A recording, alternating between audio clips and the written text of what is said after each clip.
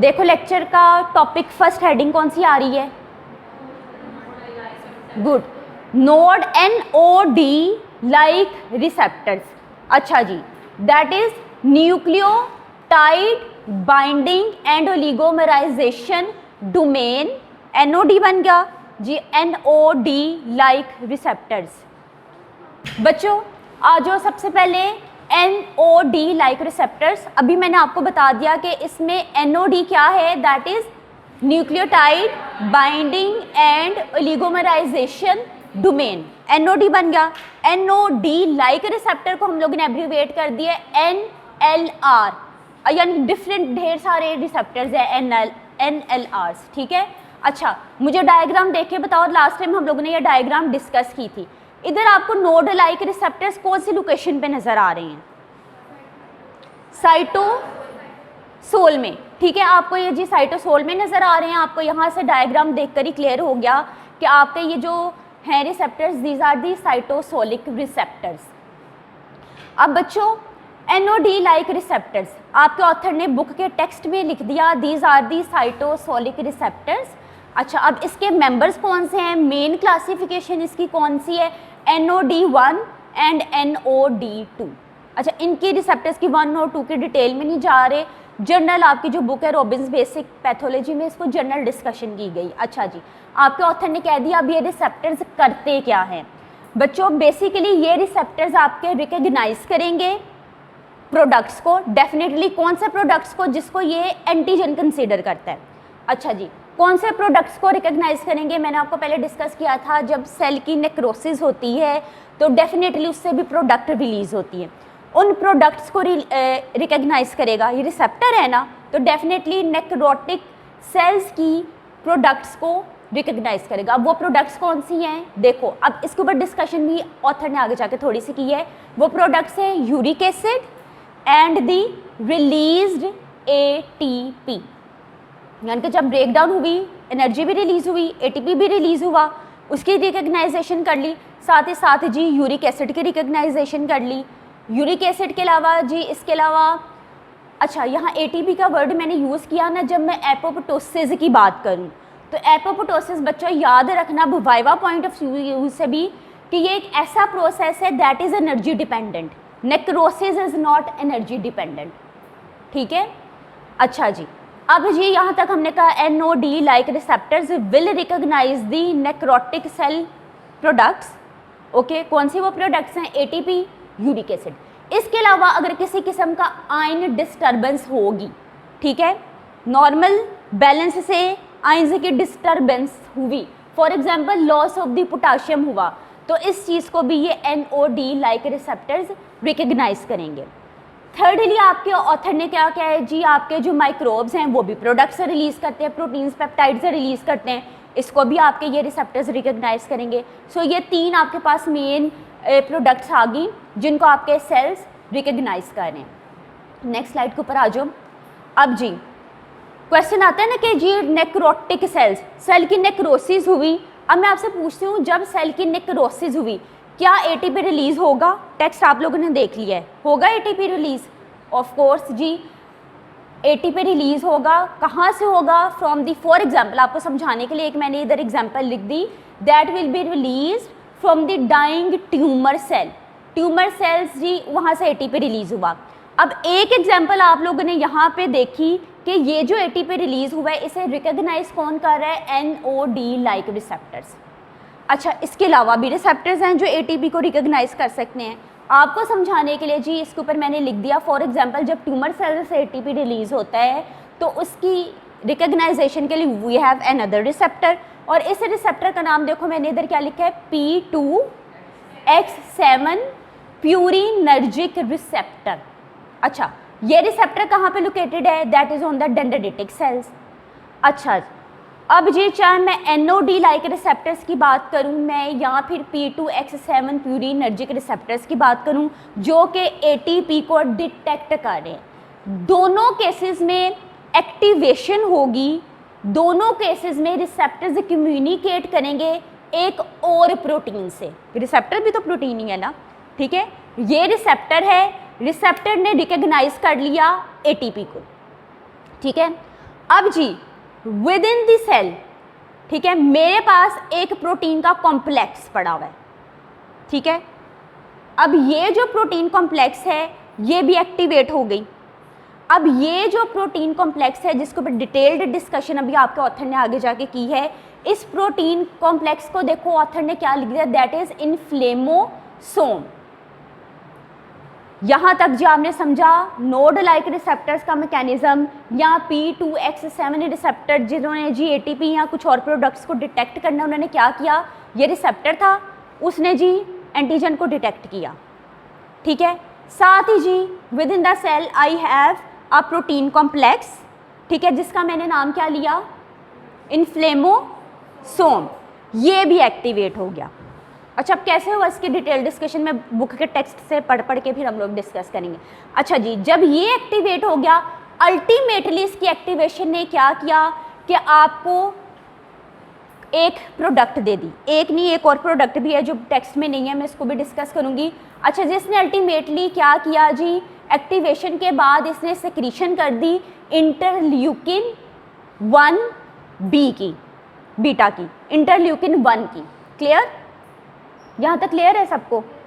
अब यहाँ पे जी फिलहाल आपको यहाँ पे एक कॉन्सेप्ट समझ आ गया कि NOD like receptors are working in association with a protein complex. उस प्रोटीन कॉम्प्लेक्स का नाम है इन्फ्लेमोसोम।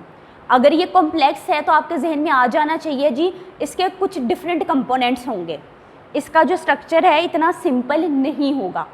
क्लियर बच्चों? नेक्स्ट आओ बुक के टेक्स्ट की तरफ। अच्छा जी, आपके ऑथर ने कह दिया, मैं कह रही हूँ ना, अगर नोड NOD लाइक रिसेप्टर्स, ये नहीं कि ये सिर्फ एक ही किस्म का रिसेप्टर्स है, there are different types of NOD like receptors. अब ये जो है जी दे विल वर्क, या ये सिग्नल देंगे, ये सिग्नल का था ना, ये रिसेप्टर है, ये सिग्नल देंगे या ये काम करेंगे इन association with a protein complex. और इसको जी ये जो साइटोसोलिक प्रोटीन कॉम्प्लेक्स है, वो प्रोटीन जो साइटोसोल के अंदर पड़ी हुई है, इसको हमने कह दिया था दिस इज द इन्फ्लेमोसोम। ये नाम आप लोगों ने याद रखना है। अब आपके ऑथर ने कह दिया कि जब ये इन्फ्लेमोसोम जो कि आपके साइटोसोल के अंदर पड़ा हुआ था, जब ये एक्टिवेट होगा, अच्छा जी, इसने जैसे ही एक्टिवेट हुआ, जैसे ही यानी कि इसने वर्किंग स्टार्ट की, एक्चुअली हुआ क्या था, इसने अपने अंदर एक एंजाइम था जिसको एक्टिव कर दिया। जब तक तो बच्चों मेरा ये इन्फ्लेमोसोम रेस्टिंग स्टेज में पड़ा हुआ था साइटोसोल में, इसके अंदर का जो एंजाइम था दैट वाज इनएक्टिव। जैसे जी इधर आके रिसेप्टर पड़ा, मेरे ये जो प्रोटीन है इसने सेंस किया कि जी कोई एंटीजन आ गया है, सेंस किया तो इसके अंदर कोई सेंसर भी तो होगा ना। अच्छा जी, इसने सेंस किया कि जी कोई एंटीजन आ गया है, फ़ौरन से इसके अंदर एक एंजाइम है, इस प्रोटीन कॉम्प्लेक्स के अंदर एक एंजाइम है, इसने इस प्रोटीन कॉम्प्लेक्स को क्या कर दिया, एक्टिव कर दिया। ठीक है, इसने इस एंजाइम को एक्टिव कर दिया। यहाँ तक क्लियर हुआ है पॉइंट? बच्चों देखो, अभी तक हम लोगों ने जो डिस्कस किया कि जी you are going to discuss NOD like receptors, ऐसे ही है ना, NLRs को हम लोग डिस्कस करें। फिलहाल जी हम लोग इस स्टेज पे, इस डिस्कशन पे पहुँचे। For example this is a receptor, ठीक है, इस रिसेप्टर पे आके कोई एंटीजन लगा, चलो ATP कंसीडर कर लो, या फिर जी मैंने अभी आपको बताया यूरिक एसिड भी हो सकता है, ठीक है, माइक्रोबियल प्रोडक्ट्स भी हो सकती हैं। जब इस रिसेप्टर ने रिकग्नाइज किया किसी एंटीजन को, रिसेप्टर एक्टिव हो गया, रिसेप्टर एक्टिव हो गया। अच्छा जी, साथ ही साथ जी सिग्नल किसे गया, आपके एक प्रोटीन कॉम्प्लेक्स को। कॉम्प्लेक्स है तो मैंने कहा डेफिनेटली इसका स्ट्रक्चर कोई सिंपल नहीं है। इस प्रोटीन कॉम्प्लेक्स के 3 मेन कंपोनेंट्स हैं, तीनों को अभी मैं डिस्कस करूंगी। मैंने कहा ना कि इस प्रोटीन कॉम्प्लेक्स ने भी सेंस कर लिया कि जी कोई एंटीजन आ गया है, तो जी इसका एक कंपोनेंट होगा सेंसर। ठीक है, एक कंपोनेंट यहाँ पे आपके पास आ गया सेंसर। फिर मैंने कहा जी इसी प्रोटीन कॉम्प्लेक्स के अंदर एक एंजाइम है जो रेस्टिंग स्टेज में इनएक्टिव था, जैसे ही एंटीजन आया ये एक्टिव हो गया। ऐसे ही कहा ना मैंने, इट मीन्स इसका एक कंपोनेंट आ गया एंजाइम। देखो एंजाइम का नाम मैंने क्या लिखा है, कैप्सेज 1। कैप्सेज 1, कैप्सेज 1 पहले इनएक्टिव था, एंटीजन को जैसे सेंस किया वो एक्टिवेटेड कैप्सेज हो गया। अच्छा जी, अब ये जो एंजाइम है वो क्या करेगा, आपके बॉडी के अंदर, आपके सेल के अंदर इंटरल्यूकिन पड़ा था जिसको हम IL से रिप्रेजेंट करते हैं, ठीक है। That was an inactive form, ठीक है। इसने क्या किया, इसको भी एक्टिव कर दिया और यानी कि इसको एक्टिव फॉर्म के अंदर कन्वर्ट कर दिया। अब बुक के टेक्स्ट में आपके ऑथर ने क्या कहा है जी, कैप्सेस 1 ने क्या किया कि आपके पास ये जो प्रीकर्सर फॉर्म पड़ी थी इंटरल्यूकिन की, इसको एक्टिवेटेड फॉर्म में कन्वर्ट कर दिया। और आपको पता है जी आगे से सारे इन्फ्लेमेशन का प्रोसेस स्टार्ट होगा, ठीक है, जो आप लोगों ने पहले लास्ट सेमेस्टर में पढ़ा था। क्लियर है यहाँ तक? अच्छा जी, जब जी इंटरल्यूकिन एक्टिव हो गया, अच्छा आपको पता है जी इंटरल्यूकिन 1 एक्टिव हो गया। इंटरल्यूकिन 1 जो है आप लोगों को लास्ट सेमेस्टर में याद है, this is a mediator of inflammation. अच्छा जी, इन्फ्लेमेशन का सारा प्रोसेस चला। इन्फ्लेमेशन में आप लोगों को याद है जी आपके ल्यूकोसाइट्स जो है वो साइट ऑफ एक्शन पर आ जाएंगे, ओके, फीवर होगा, सारे का सारा प्रोसेस इन्फ्लेमेशन वाला चलेगा। क्लियर यहाँ तक? ये बच्चों आपके पास मैकेनिज्म था NOD लाइक रिसेप्टर्स का। अब जी बुक में आ जाओ, आपके ऑथर ने ये NOD लाइक रिसेप्टर्स को समझाने के लिए एक डायग्राम दिया। नेक्स्ट स्लाइड पे आपको डायग्राम नजर आ रही है,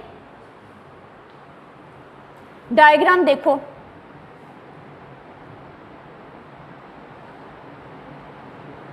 डायग्राम में देखो सबसे पहले ऊपर दिखाया गया है पैथोजेनिक बैक्टीरिया या फिर एक्स्ट्रा सेलुलर एटीपी। हमने कहा ना बाई प्रोडक्ट है जो नेक्रोटिक सेल ने इसको सेंस कर रही है। एक प्रोटीन, प्रोटीन का स्ट्रक्चर नजर आ रहा है, एक कॉम्प्लेक्स सा गुच्छा सा बना हुआ आपको नजर आ रहा है।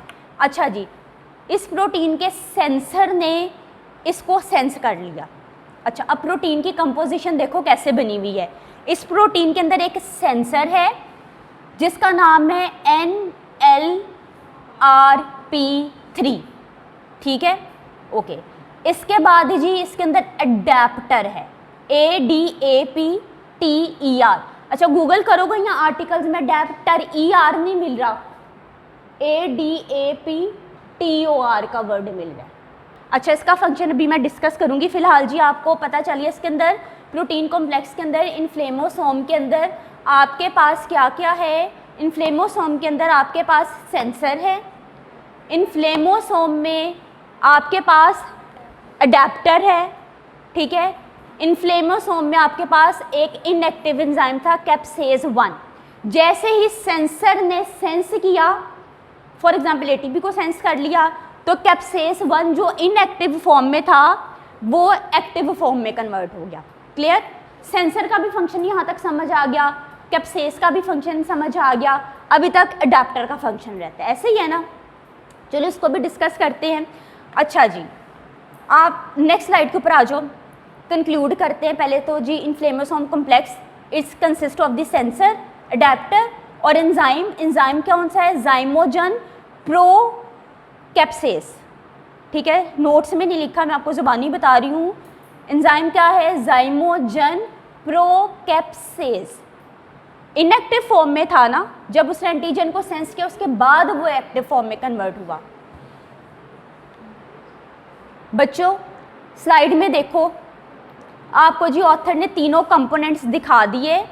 That is sensor protein. Sensor protein का नाम क्या है? That is NLRP3।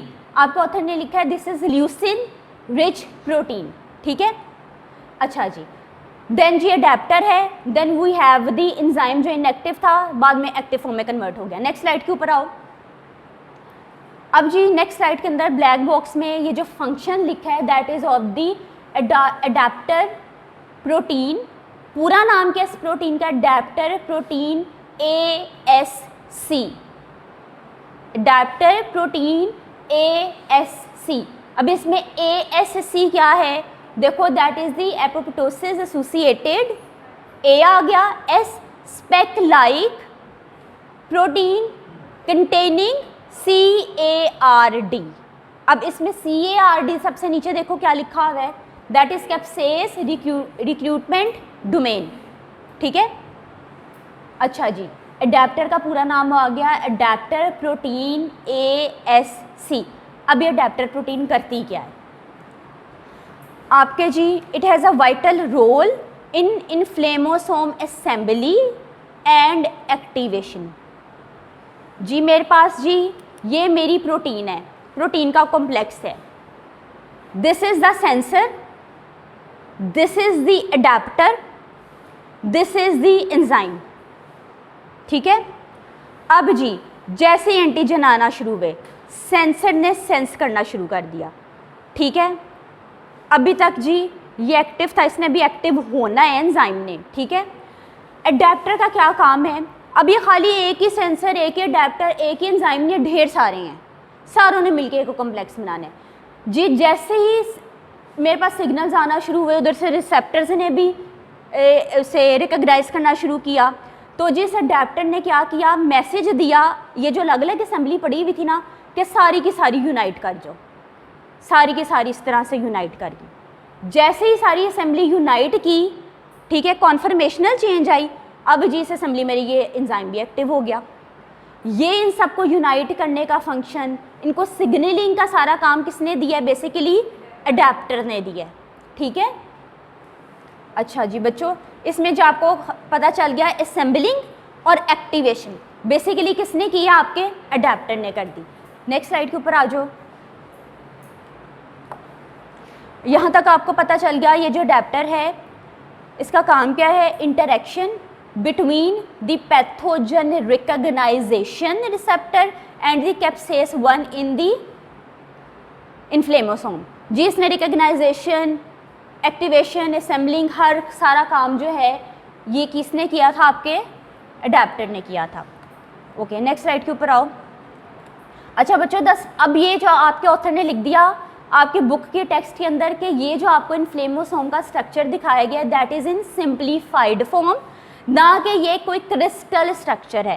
Crystal structure बच्चों आपके पास क्रिस्टलाइन स्ट्रक्चर किसी भी मॉलिक्यूल का या आइटम का ऐसा है ना, दैट इज़ दी 3 डायमेंशनल, बड़ा कॉम्प्लेक्स सा स्ट्रक्चर बनाकर दिखाया गया है। तो आपके ऑथर ने कहते हैं मैंने आपको जो बुक में स्ट्रक्चर दिखाया सिंपल सा दिखाया है, कलरफुल करके हर इन कंपोनेंट दिखा दिया, 3 डायमेंशनल कॉम्प्लेक्स स्ट्रक्चर नहीं बनाया ताकि आपको स्ट्रक्चर समझने में आसानी हो। ठीक है, नेक्स्ट स्लाइड के ऊपर आ जाओ। ओके, नेक्स्ट स्लाइड में लिखा है फॉर्मेशन ऑफ द इन्फ्लेमोसोम कॉम्प्लेक्स। अभी मैंने कहा ना ये जो कॉम्प्लेक्स बना सारी चीज़ें एक दूसरे के साथ आके लगना शुरू होगी, एक ऐसे लग रहे हैं एक सिंक्रोनाइज्ड ऑर्गेनाइज्ड वे में सारा का सारा प्रोसेस हुआ। ठीक है, तो आपके ऑथर ने कह दिया दिस कॉम्प्लेक्स प्रोसीड्स, ये कॉम्प्लेक्स बनता कैसे है? This proceeds by a prion like mechanism of propagation. कि मेरे फॉर एग्जांपल ये प्रोटीन्स ही है ना। अच्छा, सेंसर ने जी, सेंसर है, अडेप्टर है, एंजाइम है, सेंसर है, अडेप्टर है, एंजाइम है। अच्छा, अब इस केस में कॉन्फर्मेशनल चेंज आया, इसने जी ठीक है, इसने जी इसको अडेप्टर को कहा अच्छा हम सबको असेंबल करो। अच्छा, इसने इसको कहा एंजाइम को एक्टिव हो जाओ, सारे सिंक्रोनाइज्ड वे में एक दूसरे को सिग्नलिंग देते जा रहे हैं। ठीक है, इस एक सिंक्रोनाइज्ड वे में प्रोपगेशन को और सारों ने मिलकर जिस तरह से कॉम्प्लेक्स बना लिया, खाली ये 3 कंपोनेंट्स सिंगल नहीं थे, मल्टीपल कॉपीज थी इसकी। एक ने एक को एक कॉन्फर्मेशनल चेंज आई, दूसरे में वो चेंज चलेगी, दूसरे में वो चेंज चलेगी। एक सिंक्रोनाइज्ड वे में जो मैसेज गया है इसको आपके ऑथर ने कह दिया that is prion like mechanism. Prion like mechanism जो है क्या? प्रायोन बेसिकली आपके पास इन्फेक्टेड प्रोटीन है, ऐसी प्रोटीन जिसके अंदर म्यूटेशन है। प्रोइन लाइक मैकेनिज्म में क्या होता है कि एक प्रोटीन के अंदर म्यूटेशन आती है ना, वो म्यूटेशन दूसरी प्रोटीन में भी चली जाती है। इसी तरह जी इसने सेंसर ने सिग्नल को सेंस किया, साथ ही उसने जी पूरी असेंबली ने क्या किया? ऑर्गेनाइज होना शुरू कर दिया, असेंबलिंग शुरू हो गई with the help of the adaptor. ठीक है, this is the prion like mechanism. अच्छा जी, prion like mechanism of propagation. अब उसने खुद से ही ऑथर ने ना आपके इस मैकेनिज्म को एक्सप्लेन भी कर दिया। ऑथर ने क्या कहा है जी? इन विच, अब ये प्रोपगेशन है क्या? इन विच वन प्रोटीन ऑल्टर्ड, देखो ये सेंसर था, वो प्रोटीन ही थी ना। अच्छा, one protein altered by activation induces a conformational change in other protein of the same time.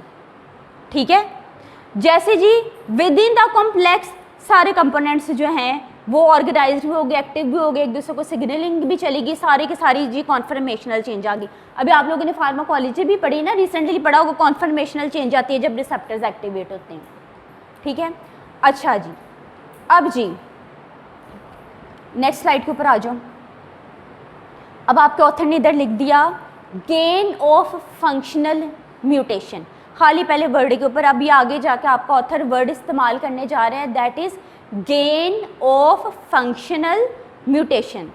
अच्छा, इसका क्या, gain of function mutation, gain of function, एक फंक्शन को गेन कर लिया, यानी कि फॉर एग्जांपल मेरे पास ये प्रोटीन थी, गेन ऑफ फंक्शन म्यूटेशन ऐसी म्यूटेशन आई कि इसने कोई एडिशनल फंक्शन गेन कर लिया, ऐसी म्यूटेशन आई कि इसका जो फंक्शन था फॉर एग्जांपल पहले अगर 80% पे था, अब वो 99% पे चला गया, फंक्शन एनहेंस हो गया, या एडिशनल फंक्शन को गेन करने को हम कहते हैं गेन ऑफ फंक्शन म्यूटेशन। अब आपके ऑथर ने क्या है, gain of function mutation is one of the NLR result. अच्छा, ये इस किस्म की म्यूटेशन उसने कहा नोड लाइक रिसेप्टर में देखी गई है कि जिन म्यूटेशन आते हैं ये ओवर एक्टिव हो जाते हैं बच्चों। जब अब इसमें जी दे विल रिजल्ट इन, जब ओवर एक्टिव हो गए they will result in periodic fever syndrome, ऐसे ना फ्रीक्वेंट एपिसोड्स आएंगी फीवर की। अच्छा, उस कंडीशन को उसने कह दिया that is auto inflammatory syndrome. हुआ क्यों था सिंड्रोम, आपके ये जो नोड लाइक रिसेप्टर्स थे उन्होंने क्या कर लिया, म्यूटेशन आ गई, उस म्यूटेशन का क्या नाम था, गेन ऑफ फंक्शन म्यूटेशन। ठीक है, अब आपको गेन ऑफ फंक्शन का मतलब पता चल गया। अगर मैं कहूँ what is loss of function mutation, तो वो क्या होगी, उसका ऑपोजिट आ जाएगी ना, उसका ऑपोजिट क्या आ जाएगी, यानी कि फॉर एग्जांपल किसी प्रोटीन का जो फंक्शन ऑलरेडी फंक्शन था वो मिनिमाइज हो गया, ठीक है, फंक्शन उसने अपना लॉस कर लिया, रिड्यूस हो गया या फिर एबॉलिश हो गया। Clear, okay. अब आपके नेक्स्ट स्लाइड के ऊपर आओ, आपको समझाने के लिए इधर मैंने लिख दिया है कि gain of function mutation, GOF, gain of function mutation अगर देखी गई है जी, मैंने कहा ना an NOD like receptors different types के हैं। एक एग्जांपल इधर लिखिए NLCR4, ठीक है। अच्छा, अब इसमें फॉर एग्जांपल अगर ये गेन ऑफ फंक्शन म्यूटेशन इसमें आ जाए तो क्या होगा, there will be the onset of autoinflammation. इसमें एक्चुअली होगा क्या, ये नोड लाइक रिसेप्टर्स है ना, तो इस म्यूटेशन में क्या होगा कि ये मेरे पास ये जो अंदर इन्फ्लेमोसोम का जो कॉम्प्लेक्स था उसका जो कैप्सेस था वो ओवर एक्टिव हो जाएगा। कैप्सेस ने क्या करना था, एक्टिव करना था इंटरल्यूकन्स को, तो कॉमन सेंस की बात है there will also be overproduction of the proinflammatory cytokines that is interleukin 1 and interleukin 18। बच्चों, जब इन्फ्लेमोसोम एक्टिवेट होते हैं तो खाली जी वो आपको एक्टिवेटेड इन्फ्लेमोसोम 1 बीटा ही नहीं देते, they will also give you the interleukin 18, ठीक है। बुक में जी 1 का जिक्र ज़्यादा है। क्लियर हो गया यहाँ तक। अब देखो मैंने आपको समझाने के लिए इधर एब्रीवेशन लिख दी है। मैंने कहा ना कि नोड लाइक रिसेप्टर्स डिफरेंट तरह के, फॉर एग्जांपल NLRC4, ठीक है। अच्छा, इनके लिए जो जीन है that is the NLR family. पहले तो रिसेप्टर का नाम देख लो ना, CARD card domain containing 4 is a protein coding gene. ज़रा जो जीन होगा वो उसी टाइप के आपको आगे से प्रोटीन या रिसेप्टर दे देगा। बच्चों, नेक्स्ट स्लाइड के ऊपर आ जाओ। अच्छा जी, दोबारा सब जनरल डिस्कशन की तरफ आते हैं। फ़िलहाल जो डिस्कशन समझने के लिए ना, अभी अगर मैं क्लास में आपसे को मुझे सुनाओ, एटलीस्ट आपको इतना आना चाहिए कि नोड लाइक रिसेप्टर्स हैं, नोड लाइक रिसेप्टर्स ने सेंस किया जी डिफरेंट प्रोडक्ट्स को। अच्छा, साथ ही साथ जी आपके इन्फ्लेमोसोम भी एक्टिव हो गए, सेंसर ने सेंस किया एंटीजेंस को। इन्फ्लेमोसोम के अंदर एंजाइम था, कैप्सेस 1 था, कैप्सेस 1 ने जी जो आपके पास इनएक्टिव फॉर्म थी वो, ओके, कैप्सेस 1 इनएक्टिवेटेड था, जैसे उसने सेंस किया एक्टिवेटेड फॉर्म में कैप्सेस 1 आ गया। इस कैप्सेस 1 ने भी क्या किया, इंटरल्यूकन को इनएक्टिव फॉर्म से एक्टिव फॉर्म में कन्वर्ट कर दिया। यहाँ तक मैंने बताया एक्टिवेटेड इंटरल्यूकन आपको फॉर एग्जांपल मिल जाते हैं इंटरल्यूकिन 1 एंड दी 18, बुक में 1 का जिक्र है, ठीक है, ओके। अब जो ऑथर कह रहे हैं जी और क्या क्या सेंस कर सकते हैं आपके जो NLR नोड लाइक रिसेप्टर है। अच्छा, ये जी आपके ऑथर ने कह दिया दिस पाथवे NOD NLR, ठीक है, यानी कि NLR are working with the inflammasome, तो मैं कह सकती हूँ this is NLR inflammasome pathway. अच्छा, ये जो पाथवे है बच्चों, ये pathway this is involve in chronic disorders, inflammation में देखा गया है। अच्छा, अब ये जी NOD लाइक रिसेप्टर्स रिकग्नाइज किससे करते हैं, या फिर मैं कह दूँ ये NLR इन्फ्लेमोसोम पाथवे इन्वॉल्व कब कब होता है, whenever your cells your body wants to recognise the urate crystals. Urate crystals कौन से डिजीज में बनते हैं,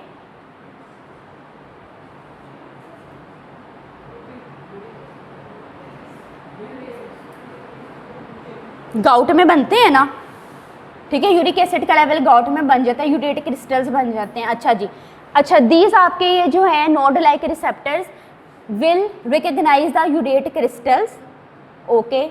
अच्छा जी, फॉर एग्जाम्पल जैसा कि गाउट में है, आपका ऑथर ने लिख दिया example is recognisation of the urate crystals by the class of node like receptors underlines the inflammation associated with the gout, ठीक है, गाउट हुआ, इन्फ्लेमेशन हुई जी, पूरा मैकेनिज्म क्या था, there was involvement of the NOD like receptors. अच्छा जी, these NOD like receptors will also recognise lipid crystals and the cholesterol crystals. अच्छा, कौन कौन से 3 क्रिस्टल्स को रिकॉग्नाइज कर रहे हैं, urate, lipid and the cholesterol.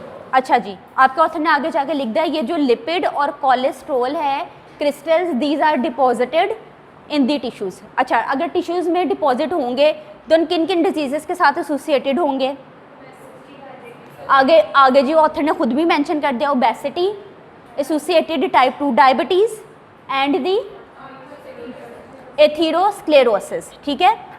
Next slide के ऊपर आ जाओ, जर्नल क्वेश्चंस। अब मुझे बताओ, ये डिस्कशन आप लोगों ने कर लिया है, क्या लिपिड्स कॉज एथीरोस्क्लेरोसिस, क्या लिपिड्स करवाते हैं एथीरोस्क्लेरोसिस, करवाते हैं, लेकिन कौन से लिपिड्स करवाते हैं, आपने पढ़ा था ना, there are 3 types of the lipids, ठीक है, उनमें से low density, very low density या हाई डेंसिटी लाइपोप्रोटीन्स कौन से करवाएंगे, that will be by the elevated level of the low density lipoproteins.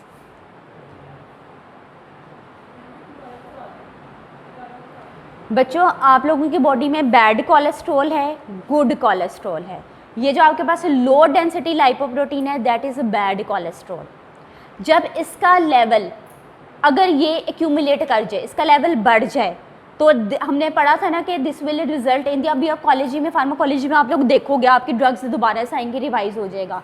तो जब भी आपके ऑथर ने यहाँ भी कह दिया अगर एलिवेटेड लेवल हो जाए लो डेंसिटी लाइपोप्रोटीन्स का, ठीक है, यानी कि हाई सीरम लिपिड आ जाए, तो this will result in this disease that is atherosclerosis. अच्छा जी, अच्छा, कैन गाउट कॉज एथीरोस्क्लेरोसिस, ये रिसर्च का क्वेश्चन है।